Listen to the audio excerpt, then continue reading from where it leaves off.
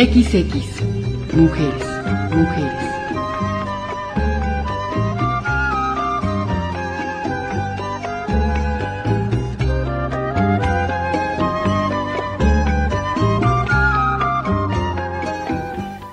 Voy a leerte un cuento de mi autoría llamado El Cangrejo. Este es un cuento que escribí hace aproximadamente 5 años. Y una vez que lo termine, platicamos un poquito sobre las ideas de las mujeres, sobre las cosas que nos pasan a las mujeres con los hombres. Y este es un cuento de una chica muy joven en la universidad. Se llama El Cangrejo y dice así. Alfonso reunía todo lo que una mujer pudiera desear. Era alto, guapo, rico y además simpático. Yo me sentía muy afortunada de ser su novia. Todo el mundo decía que éramos la pareja ideal.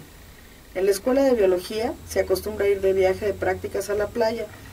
Y fue en uno de esos viajes, cuando estábamos observando un crepúsculo, que me llamó la atención un compañero que sentado en la arena hacía un hoyo sin preocuparse del espectáculo.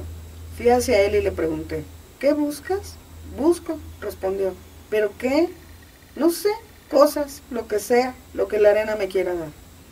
Me encogí de hombros sin entender y me regresé con Alfonso a seguir la puesta de sol, pero me quedé pensando en Jorge. Era un tipo raro, apartado, muy estudioso, gran lector, inteligente, moreno, más bien feo, pero también simpático y alegre y bueno como el pan. Después de 3 años de noviazgo con Alfonso, un día me salió con que tenía que irse a vivir a México con sus papás y que eso de los amores de lejos no le latía. Así que mejor ahí le dejábamos. Cuando me lo dijo, sentí como una patada en el estómago. Como pude, le expliqué lo que sentía por él, la desilusión y el dolor que me causaba lo que me decía. ¿Qué iba a hacer yo con mis planes y mis ilusiones? A él no le importó nada, y así nomás se fue.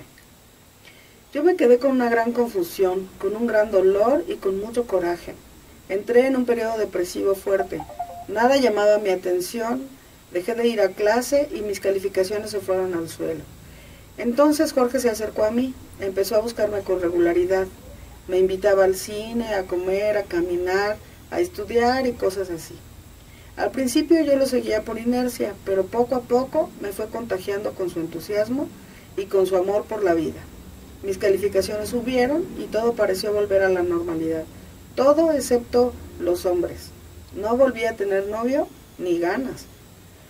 Cuando nos graduamos, estábamos tan contentos que nos fuimos a la playa. Una tarde Jorge empezó a hacer un hoyo en la arena. ¿Qué buscas?, le dije. No busco, encuentro. ¿Y qué encuentras? Un cangrejo. Anaranjado, hermoso, fuerte, con un caparazón difícil de romper, con un par de tenazas tan fuertes que puede asir lo que se le dé la gana, pero al que le gusta caminar para atrás. Al decir esto se levantó y fue a comprar unos cocos. Yo me quedé sentada en la arena pensando, yo soy ese cangrejo. Y es cierto lo que Jorge dice, tengo tanto por lo cual sentirme feliz, pero me gusta caminar hacia atrás. Levanté la mirada y lo vi venir muy contento, con un coco en cada mano, con paso firme y decidido. Por primera vez lo vi tal cual era y me gustó. Su piel morena, su pancilla que se salía del traje de baño, sus piernas fuertes, su cabeza redonda y su nariz grande. Lo quiso ver feo y no pude. En ese momento también supe cuánto lo quería. Llegó junto a mí, me dio un coco y al ver que yo había hecho un hoyo en la arena me preguntó siguiendo el juego. ¿Qué buscas? No busco, encuentro. ¿Y qué encuentras?, me dijo riéndose. Lo miré a los ojos y con voz segura le respondí, a ti. Margarita Tapia, una mujer involucrada mucho con la psicología humana, catedrática, encargada también de formar a maestros, porque da clases de maestría. Una mujer que yo diría humanista, colmada de mucha calidad humana. Y este cuento de su autoría, que forma parte de un cúmulo de cuentos que se publicaron hace ya algún tiempo y cuya publicación tiene el nombre de Mil Nubes. Te agradezco enormemente que ahora estés aquí, porque yo quería, y fue mi deseo, cerrar este 2012 con tu presencia, con tu palabra y con tu inteligencia. Y en este sentido, regalarnos la oportunidad de reflexionar y escudriñar un poco más en la naturaleza humana para tratar de encarar este 2012 que viene. ¿Cangrejos los seres humanos? Pues yo creo que a veces, ¿no? En este sentido del cuento, en donde el amigo le hace ver todas las capacidades que tiene y cómo de repente se mete en un caparazón y en lugar de caminar hacia adelante camina hacia atrás. Y me parece que sí, así de repente los seres humanos estamos, algo nos amenaza, nos metemos en una concha y ya no vemos hacia dónde estamos caminando. Y en este caso, en todo, en un sentido como más amplio, ¿qué pasa con los miedos que nos genera la inseguridad, la falta de una economía sana, las mentiras del otro, mi falta de, no sé si de resistencia o voluntad para poner altos? Y entonces, aunque a veces se quiera, vamos y vamos hacia atrás. ¿Cómo plantear? Pienso que el primer punto es darte cuenta. Y entonces, ¿de qué tienes que darte cuenta? De eso, de los miedos.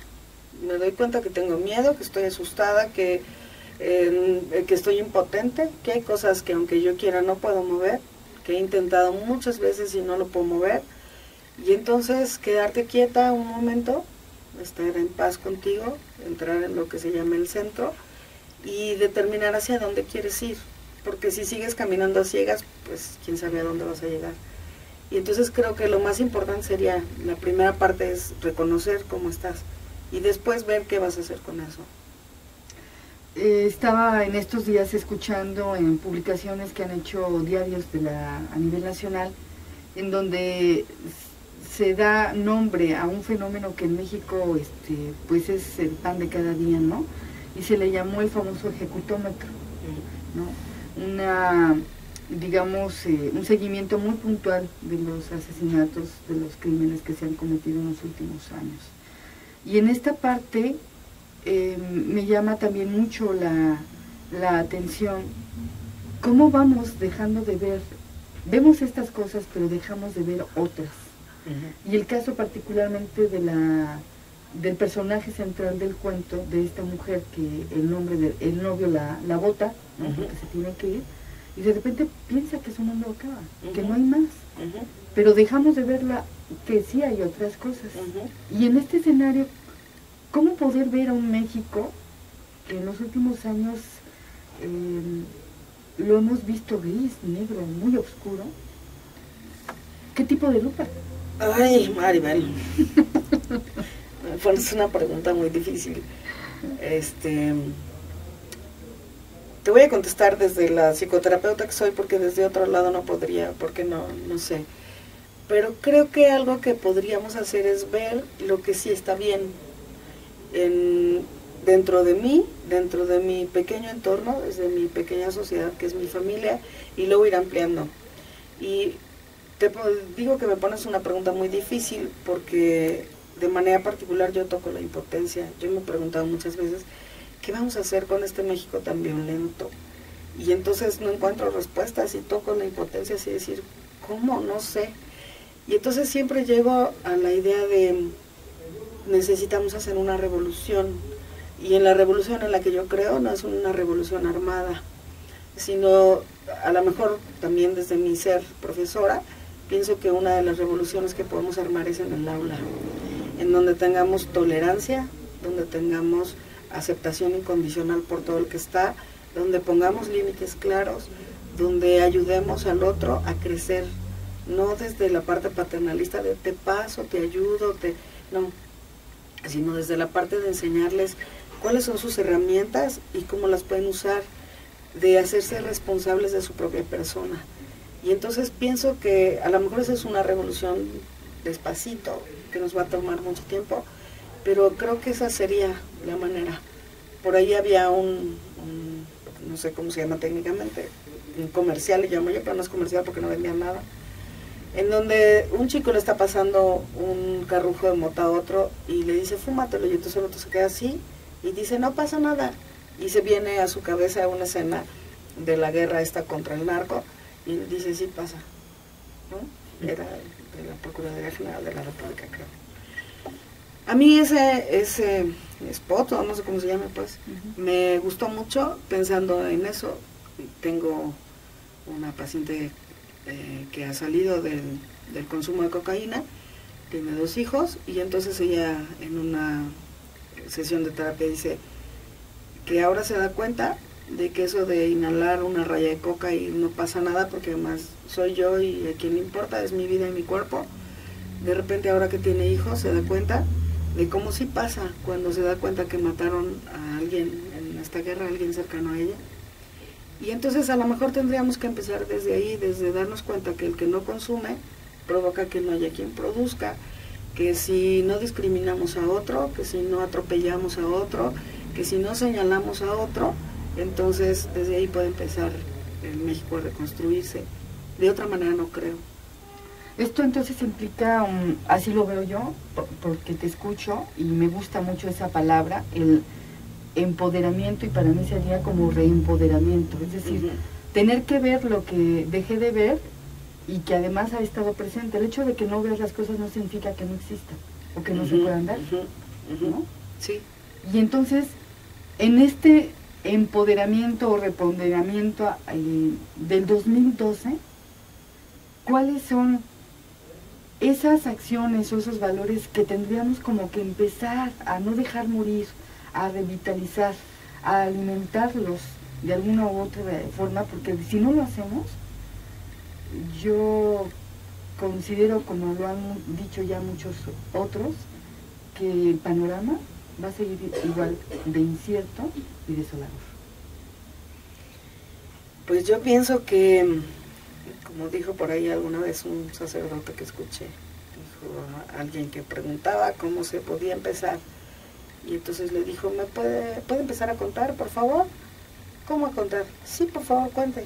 Bueno, pues 1, 2, 3, muy bien. ¿Por dónde empezó? Por 1. Y entonces yo creo en eso, ¿no? Habrá que empezar por 1 y después por 2. ¿Y cómo es empezar por 1? Pues dándote cuenta de lo que sí tienes. No viendo siempre la tragedia, lo que no está, como en este cuento. Solo ausente, ¿no? Solo la ausencia, sobre la tragedia, solo lo que no hicieron por mí. Mi mamá tuvo la culpa, mi papá me pegaba, mi mamá me abandonó, mis hermanos, bla, bla, bla. Y entonces, pues eso ya está y ya lo has oído muchas veces. ¿Y qué tal que tuvieras el valor, para empezar por los valores, el valor, la fuerza, el coraje de decir, muy bien, voy a dejar ese camino porque ese camino no me hace bien? Seguir lastimándome y lacerándome por lo que no está, por lo que no pasó, lo voy a dejar en paz y voy a tomar el valor de voy a mirar lo que sí está. Y con eso voy a construir.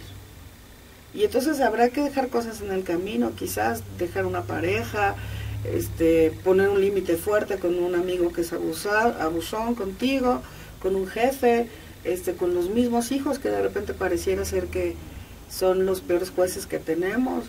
Y entonces empezar por 1, por decir, esto es lo que tengo y con esto voy a construir y no voy a estar pensando en un paraíso terrenal. Esto es la vida. Y aunque es dura, no necesariamente es mala. También tiene sus cosas buenas. Y quizás por ahí sería empezar por qué cosas buenas tengo cada día y hacer un recuento de tus logros del día y de lo que sí tienes. Y entonces irte hacia allá, hacia la parte que sí hay. Por ahí podría empezar la reconstrucción. Y tal vez como lo hicieron las sociedades o la cultura judía, la china, la japonesa, que de lo poco que tenían, se levantaron. Sí, también hay una parte de la historia que a mí me gusta muchísimo. En la Segunda Guerra Mundial queda Europa devastada, todos lo sabemos. Y entonces algo que hace Alemania es que regalan un día de su salario. Y entonces van un sábado a trabajar en las fábricas para construir fábricas de electrodomésticos, y quien tenga un poquito más de 40 años se acordará que cuando éramos niños todas las marcas eran, ¿no? Stomberg Carlson y no sé cuánto. Y entonces todos los electrodomésticos venían de Alemania y levantaron el país así. Eso es solidaridad. El decir, voy a dar un día de mi salario, y entonces pienso, en algo que también hace Alejandro Jodorowsky, en donde él se provee dinero de sus películas, de sus libros, etcétera, pero la parte sagrada, que él considera sagrada, que es leer el tarot, lo hace gratis. Y entonces se propone que un día de la semana, o un día del mes, regales un pedacito de tu trabajo a alguien que le sea útil. Y pienso, ese sería otra vez trabajar solidaridad. Ajá. Y entonces pienso en un terapeuta que pudiera ir a una colonia, por ejemplo, a trabajar con mujeres, y que trabajara una tarde al mes en un grupo terapéutico con mujeres en situaciones desesperadas. Un varón, porque yo soy, a quien me esté oyendo, por favor, varones, abran su corazón, abran los brazos. Las mujeres estamos trabajando muchísimo por el desarrollo y los varones se nos están quedando atrás.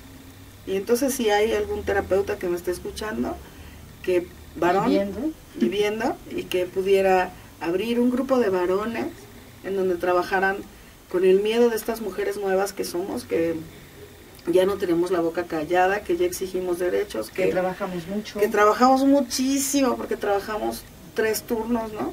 Entonces, de repente somos, no sé, profesionistas, somos mamás, somos chachas de la casa, y entonces tenemos 3 trabajos, o 4 o 5. Y entonces urge que los varones se muevan, y que entonces si hay algún terapeuta que trabaje con hombres, a mí me encantaría, porque creo que esa es una labor que no nos toca a nosotras, les toca a ellos. Esto es muy, muy interesante porque finalmente en los últimos años en nuestro país al menos se ha insistido mucho en la violencia de género, en los feminicidios, en los asesinatos a las mujeres, pero también hay que reconocer, y no es que se justifique en nada, pero ¿qué hay detrás de un hombre que golpea a una mujer o que mata a una mujer? ¿Qué de su ser ha sido o ha vivido en la opresión y no ha tenido un escenario propicio para poder decirlo? Hoy, ¿cómo enfrenta un hombre de este siglo XXI a este portentoso mundo de las mujeres, en donde hacemos más de una cosa, ¿no? En donde inclusive se nos está empezando a escuchar, yo diría que todavía no lo suficiente, pero sí hay una secretaría, por ejemplo, un instituto de la mujer, ¿no? En algunas entidades del país, en el caso de Michoacán, donde está la secretaría, y el instituto, en donde vas como mujer y se te puede dar asesoría legal y terapéutica, ¿no?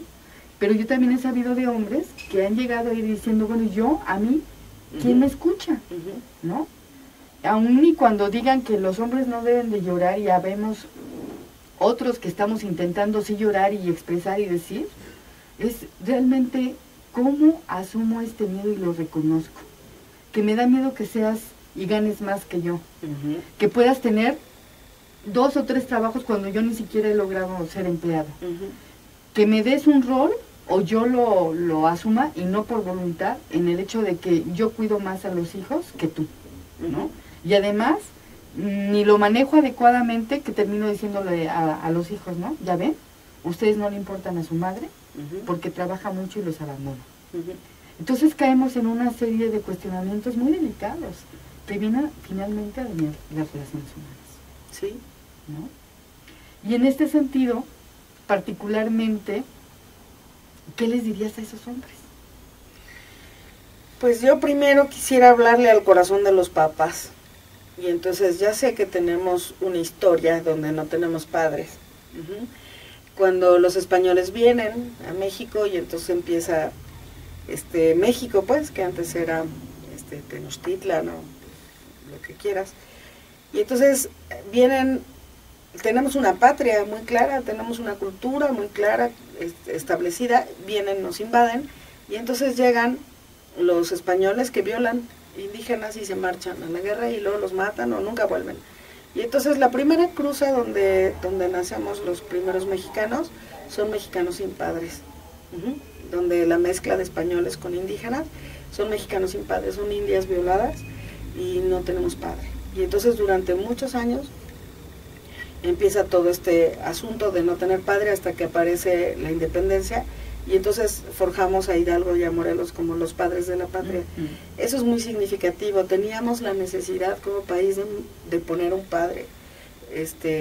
Pero a partir de ahí es como, además, vamos a pensar, es una figura mitificada que ahora en el Bicentenario la echan para abajo. Yo me pregunto para qué no. Por ejemplo, con esta película de Bichir, en donde nos muestran un hidalgo promiscuo, borracho, desmadroso. Y entonces es, ese era nuestro padre, y nos lo plantan y nos lo tiran. En este momento donde estamos tan escasos de valores y de figuras a quien seguir, al que teníamos como grande lo despedazan. Y entonces nos metimos una vez más en el caos. Entonces vuelvo yo a la pregunta que tú me hacías. ¿A dónde? A los padres, por favor. Han sido padres ausentes.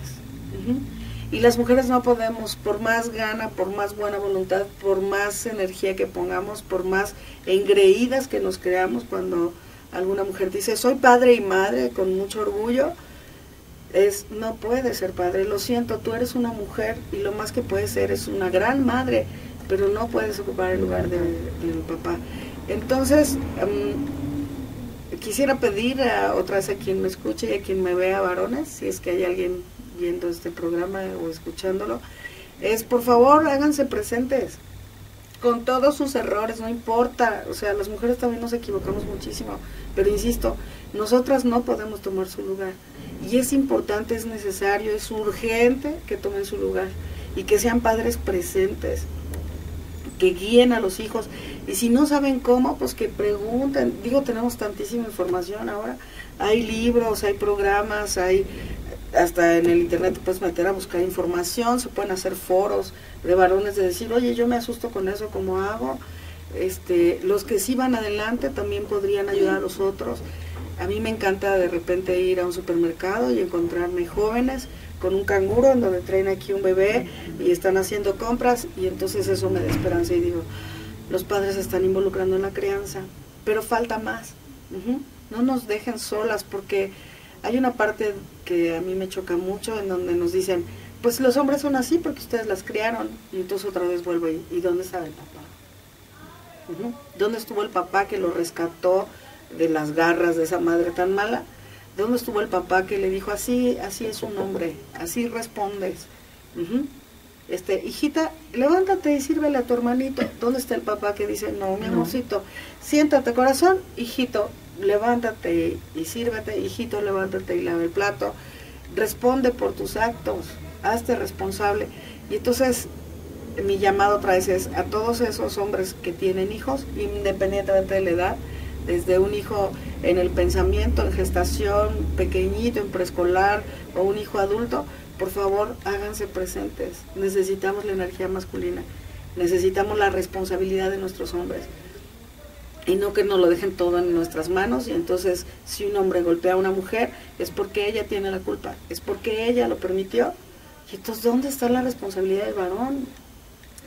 Si una mujer es abandonada, es lo mismo, es porque ella tuvo la culpa, porque no supo hacer suficiente, porque no puso límites, porque se equivocó. Por Dios, es demasiado sobre nosotras. Por favor, varones, tomen su parte. Y en este empoderamiento que urge, realmente urge, y necesitamos verlo y sentirlo, está también el poder de la familia, pero también de las escuelas, ¿no? Como factores de transformación. Tú bien lo apuntabas en un principio, la educación como una fuente de revolución para poder actuar, definitivamente, en donde no solamente nos quedemos en el pensamiento, sino vayamos a la acción. ¿Qué otro cuento de 1000 nubes se te apetece a propósito del empoderamiento? Del empoderamiento.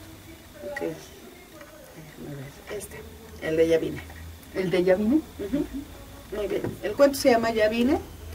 Yo hice el servicio social en Chilchota, Michoacán, y esta es una historia que oí muchas veces, y de pronto cuando decidí escribir lo construí con pedacitos de historias que había escuchado, y entonces tiene mucho de realidad. Simón llegó en la mañana después de 20 años.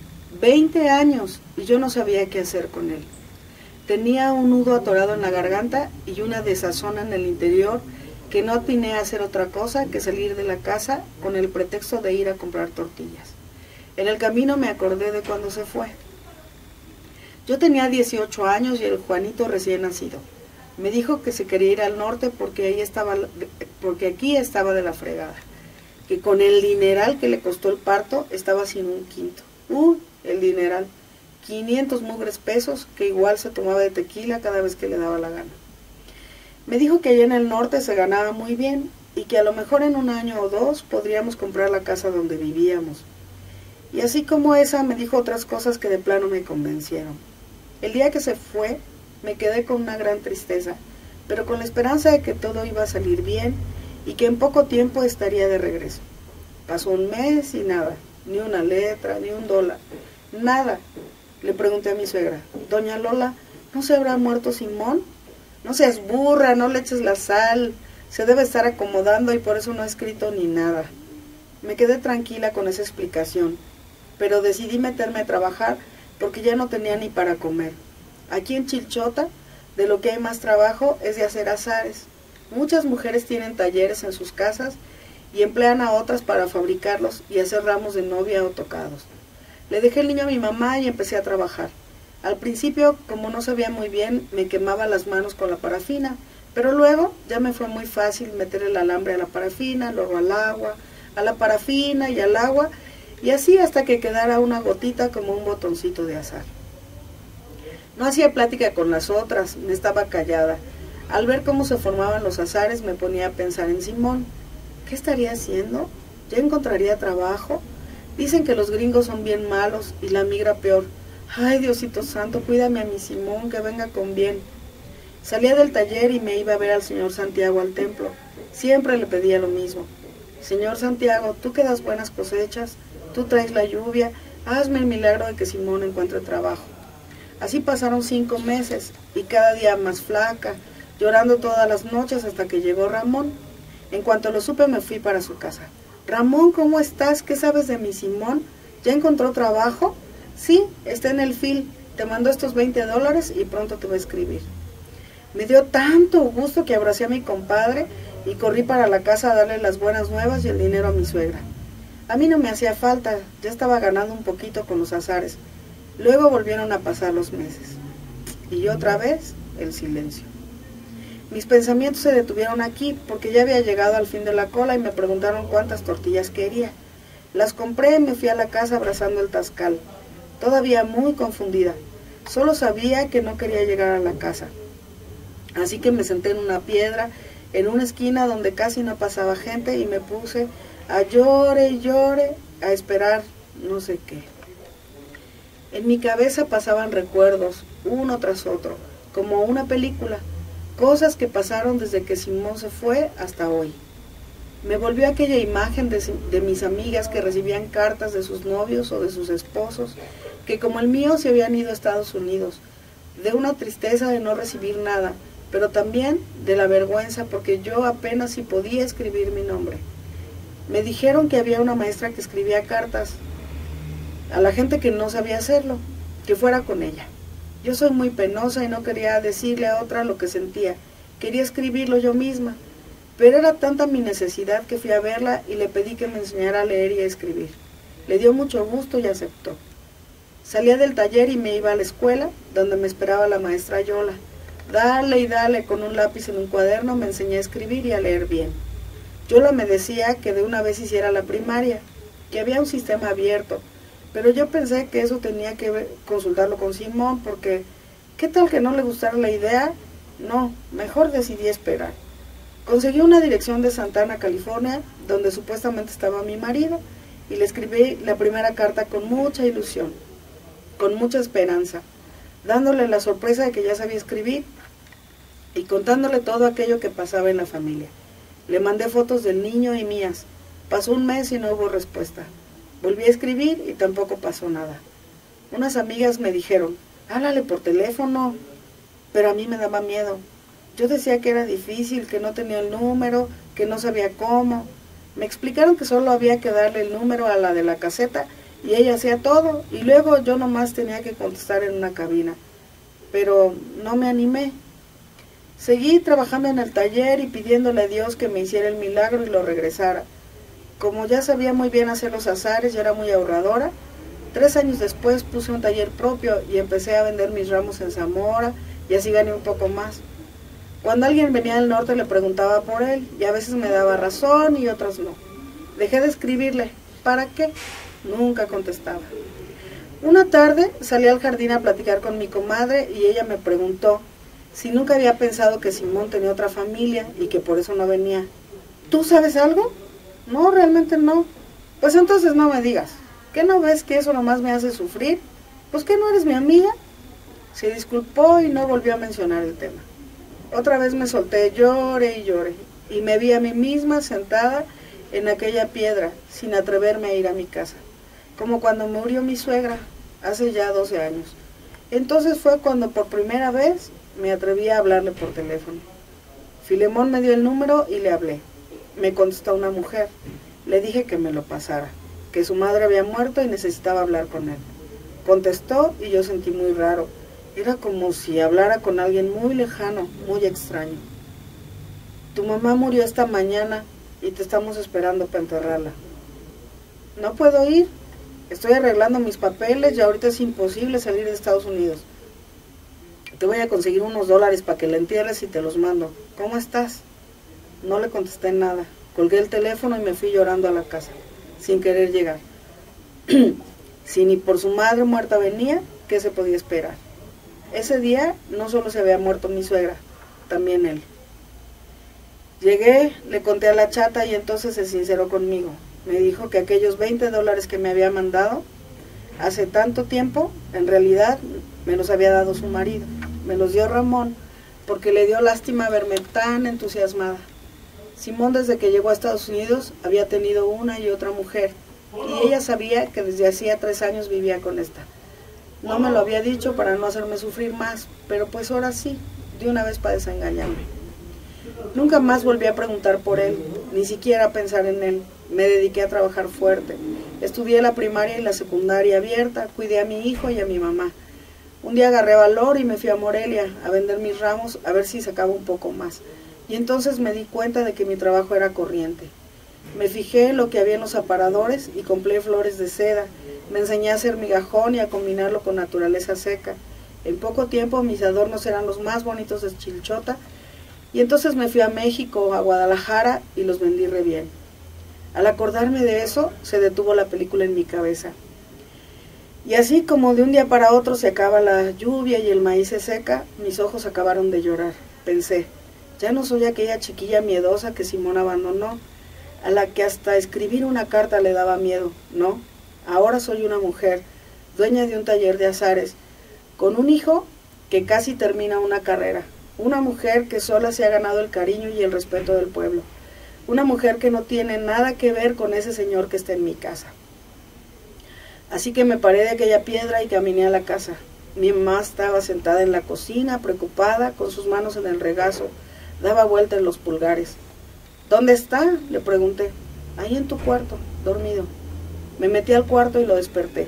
Se levantó con cara de asombro y sin darle tiempo ni a que se desmodorrara, le dije, mire señor, por esa puerta hace 20 años que se fue mi marido y me abandonó. Y el día de hoy llega otra vez como si hubiera pasado un día y me dice, ya vino. Y pues sépase que yo no tengo nada que ver con usted, ni lo quiero aquí. Así que agarre sus cosas y lárguese por la buena si no quiere que vaya a la presidencia y lo venga a sacar con la policía. No esperé a que me dijera nada. De todas formas se quedó mudo. Me salí del cuarto y me fui al taller a ver a las muchachas. Al poco rato escuché cómo se cerraba la puerta de la entrada y unos pasos que se perdían en la calle. Ya vine. Ya vine. Una historia de esperanza, de cambio. Sí se puede. Sí se puede. Por muy jodido. Por muy jodido que estés, ¿no? Y es la historia de muchas. Esta es una historia que yo, insisto, yo escuché. Yo soy médico, estuve haciendo el servicio social allí en Chilchota y esto es algo que pasa. Las mujeres se dedican a hacer azares y los varones se marchan a Estados Unidos. Y de repente llegan así, sin más, sin haber mandado $1, nada. Y ya vine y entonces ellas no saben qué hacer. Y afortunadamente hay quien sí, como esta historia, ¿no? Y entonces deciden que pudieron salir adelante sin un hombre, pudieron criar un hijo, lograron el afecto de las otras mujeres, lograron el respeto de la comunidad y entonces se dan cuenta que son capaces de de vivir bien, iba a decir sobrevivir, pero no creo. No creo que es gente que sobrevive, es gente que vive bien. ¿Y hay quien sí? Hay quien sí. ¿Y hay quien no? Y hay quien no. Desafortunadamente hay quien no. Pero como empezamos hoy con lo del asunto del cangrejo, yo me quisiera ir más por las que sí, que por las que no. Y entonces pienso, ¿qué determina, por ejemplo en este cuento, qué determina que esta mujer sí? La solidaridad de otras, hoy está mucho la solidaridad, pero la solidaridad de otras mujeres. De mujeres que abren un taller y que le dicen, estás sola, vente. No sé, yo te enseño. De otra mujer que le dice, yo te enseño a escribir una carta. De otra que le dice, yo te enseño a hablar por teléfono. De alguien que le dice, termina una primaria, yo te enseño. Y entonces creo que eso es lo que hace la diferencia de sí se puede. Cuando hay alguien más que te dice, yo te enseño, yo te ayudo. Y ese es mi regalo para ti, ¿no? O sea, es, si yo poseo, si yo cuento con la posibilidad de, yo te lo doy. Me gusta más pensar, Maribel, en yo te enseño. Cuando decimos yo te doy, creo que cuando damos, que digo no está mal, pero cuando damos una limosna, cuando todo esto, por ejemplo, que no soy política y no me gusta hablar de eso porque no sé mucho, pero lo que me llega al consultorio de repente, estas oportunidades que del gobierno de dar dinero a la gente pobre, la ayuda a estar pobre. Y entonces creo que ese no es el asunto, no es yo te doy, ven siéntate a mi mesa y te doy de comer y después de un mes te quiero correr porque ya no sé qué hacer contigo. Y entonces creo mucho en esto de yo te enseño y te enseño cuáles son tus herramientas y te ayudo un poquito y te suelto y te dejo, como cuando nos enseñaron a andar en la bici, que la mamá nos agarraba o el papá nos agarraba de atrás de la bicicleta en lo que tambaleabas y después te soltaba y te decía, dale, puedes perfectamente, dale. Y entonces aprendiste que eras suficiente, que eras autosuficiente. En eso creo en ese dar, en dar al otro la oportunidad de saber quién es y la oportunidad de crecer, no de te solvento todos tus problemas, no en una actitud paternalista. No, eso creo que es un error. Sin embargo, hay algo de la historia que me llama y me gusta mucho cuando la leí la primera vez. Es este empoderamiento que dentro de la adversidad termina el ser humano por descubrir, ¿no? Como un acto de eso, de saber que se puede dar, que se puede generar, pero también es en la medida en que yo lo quiera.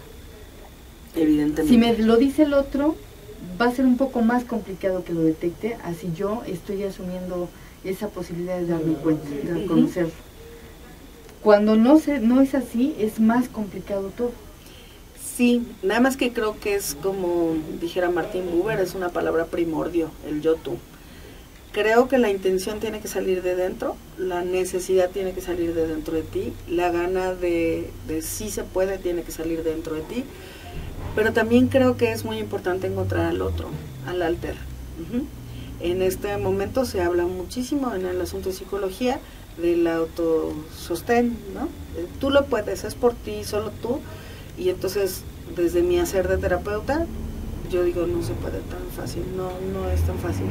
Necesitamos otro, necesitamos alguien que nos confirme, alguien que nos valide, alguien que nos diga, bien, vas bien, alguien que nos abrace y nos diga, todo estará bien, alguien que no nos diga nada, simplemente que esté ahí junto de ti y agache la cabeza contigo y diga, no sé qué decirte, pero entiendo.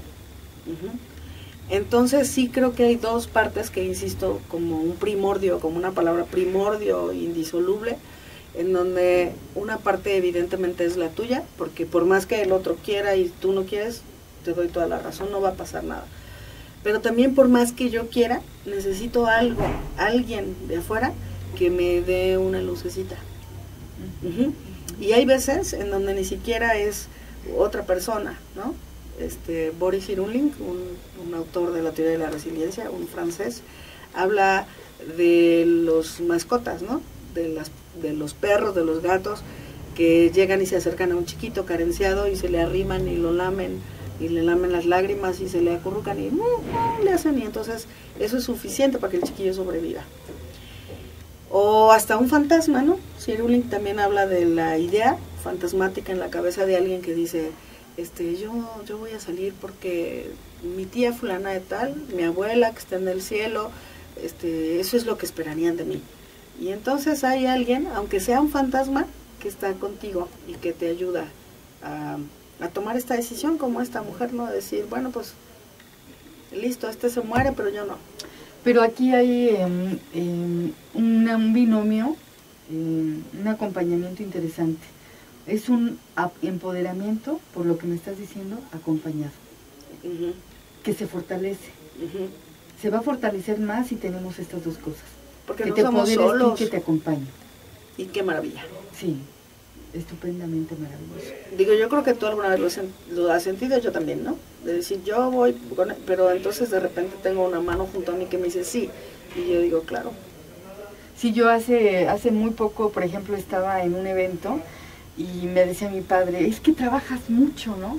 Le digo, mira, nada más abrázame que te necesito. Y te quiero sentir cerca, ¿no?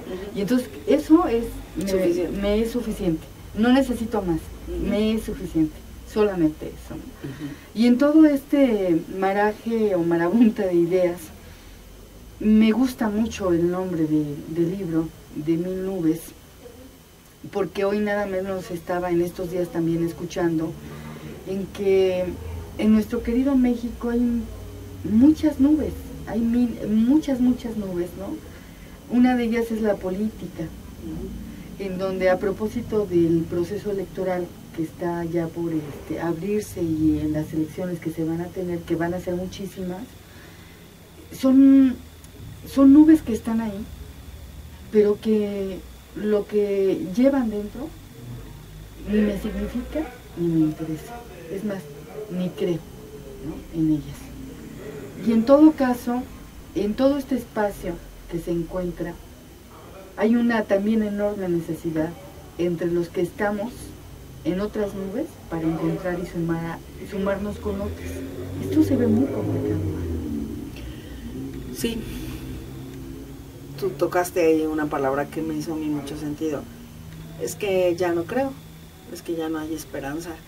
Y yo ahí tengo otra vez que tocar mi imposibilidad, ¿no?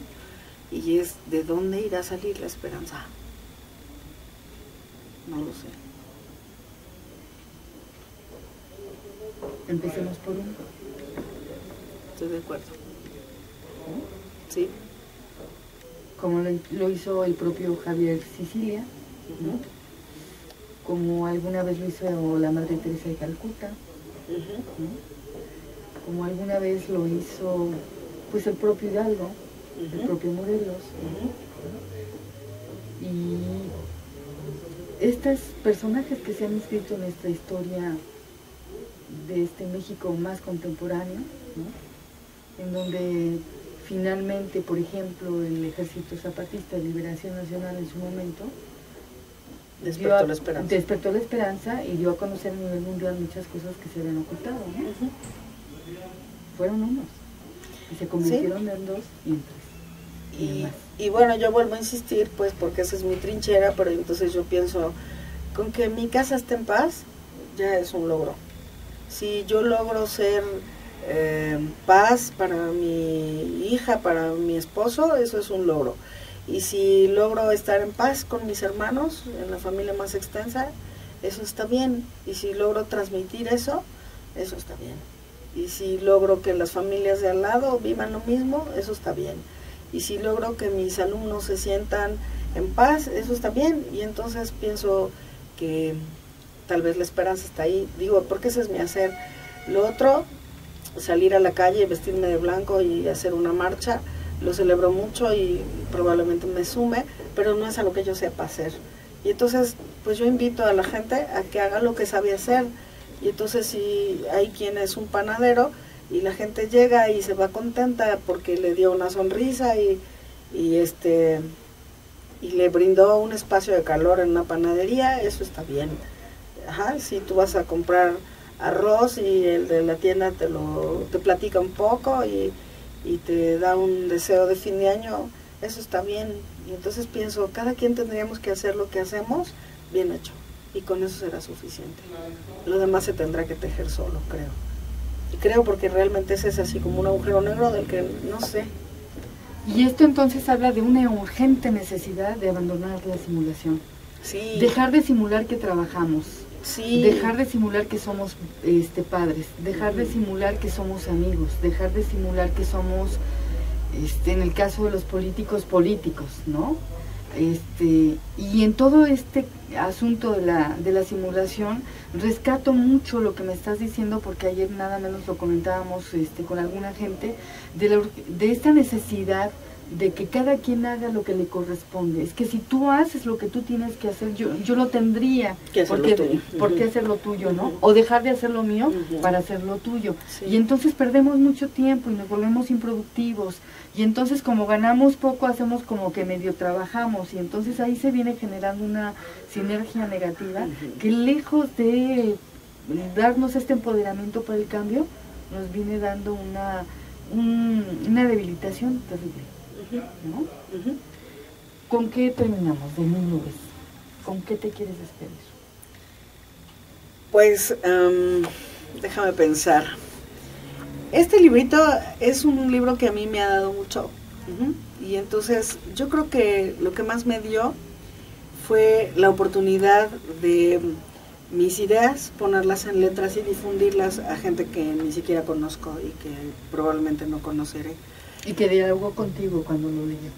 Y que dialogó conmigo. Y entonces me he encontrado de repente con gente que lo leyó y me dice, oye, es que el cuentito ese que tal, me hizo pensar en tal cosa, y entonces tomé una decisión o hice una reflexión o lo que sea. Y entonces hace un buen rato que no escribo porque mi hacer académico me roba mucho tiempo y mi hacer en el consultorio. Sin embargo, pienso, esto es algo que hice pensando más en mí que en otros, pero a final de cuentas fue algo que redundó en otros, que dio a otros. Y entonces me gustaría quedarme con esta nueva oportunidad que me da la vida de estar aquí contigo en esta cabina, Maribel, y de poder volver a poner mi voz en un medio y de que ojalá mis ideas a alguien le toquen. Que ojalá algún hombre mueva su corazón y se vuelva un padre presente, un esposo presente. Que ojalá una mujer que me está escuchando decida que quiere ver lo bueno que sí tiene y va a dejar de ver todo lo que no tiene. Y va a dejar de ver toda la carencia de ese hombre que no le puede dar, pero que puede mirar lo que sí está, lo que sí le puede dar. O alguien que decida que es tiempo de terminar con algo que ya no le sirve, y que hay que tirarlo, hay que transformarlo en otra cosa. Y entonces me quedo con eso, con la oportunidad maravillosa que me da la vida de que mis ideas lleguen a otros y que las tiren, porque también puede ser que digan, ah, esa mujer qué cosas tan tontas dice, y que no me hagan caso. También eso lo valoro y lo valido. Y también si alguien, insisto, si mis palabras tocan el corazón de alguien y ese se transforma en un agente de cambio, aunque se oiga como un eslogan político, con eso me quedo. Y una vez más, con la grata satisfacción de estar contigo en este espacio, dialogando de algo que a las dos nos importa. Con eso me quedo. Yo agradezco de verdad las sesiones que hemos tenido aquí, que no son terapéuticas, pero que sí han sido un encuentro comunicativo. Me significa mucho coincidir en estos tiempos. Hace un año, cerrando contigo, XX Mujeres, y este otro que es el 2011, y con la firme convicción de que ahí hay una luz que al menos ni tú ni yo vamos a permitir que se apague, y que tiene que ver con la esperanza, con el empoderamiento, con el acompañamiento, con estos regalos de nuestras capacidades, de nuestras posibilidades para poder enseñar a otros y redescubrirnos mutuamente en este camino. Quiero dar lectura, si me lo permites, de este libro cuento de Margarita Tapia, en donde me gustó mucho la contraportada, porque dice: el cuento es el murmullo íntimo de la literatura, y este libro, el escenario en donde el espejo del cielo es un espacio sin fronteras. Tema común, hilo conductor, principio y fin. Eso me encanta de este libro. Y se los voy a mostrar para que quienes tengan ganas y el ánimo, la disposición y la apertura a la vista y a la escucha interior de leerlo. Mil nubes, Margarita Tapia. ¿Dónde conseguirlo? Está en una librería que está en la Avenida Madero. Es la librería, yo creo, más vieja que tenemos en Morelia. Y el nombre, ¿no? Ah, bueno, pues en la librería Madero, ahí enfrente del Templo de las Monjas. Ahí lo tenemos a la venta. Muchísimas gracias. Gracias, Mago, de verdad, por estar aquí, por compartirlo. Hay unos cuentos deliciosos que valdría la pena seguir escudriñándolos, ¿no? Y tú y yo tenemos un compromiso de inicio de proyecto para este espacio, que bueno, lo van a escuchar y lo van a ver en las siguientes semanas. Queremos realmente abrir un espacio distinto, en donde nos demos a la tarea simplemente de compartir lo que desde nuestras trincheras vemos y darles voz a los que no la han tenido, ¿no? Sobre todo eso, a los que todavía en este país y con tanta tecnología y desarrollo no se ha tenido, ¿no? Así es que ese es un compromiso que hacemos al aire. Muy bien. Ya quedamos. Ya quedamos. Ya quedamos. Give me five, dirían los demás, ¿no? Pues a ustedes no me resta más que desearles de verdad que este acompañamiento sea mutuo, que esta apertura para convencernos de que vale la pena seguir luchando es algo que es urgente. Y sobre todo les agradezco la escucha, la fidelidad que durante todas estas semanas y meses nos favorecieron con su atención en el espacio de XX Mujeres. Agradezco de verdad también a Cambio de Michoacán por la oportunidad que nos da de abrir estos escenarios de comunicación, a Paco Durón por su entrañable apoyo incondicional, a Leticia Florian por también estar dentro de la trinchera, y a todos quienes hacen posible esta emisión. Recuerda, mi nombre es Maribel Ortega Arreola. No me resta más que desearte lo mejor, no solamente en este 2012 que va a iniciar y en este que concluye 2011, sino en todo cuanto hagas, digas y realices. Y tu pensamiento, por supuesto, que es un decreto finalmente que se convierte en acción. Los queremos mucho. Hasta pronto. Hasta siempre.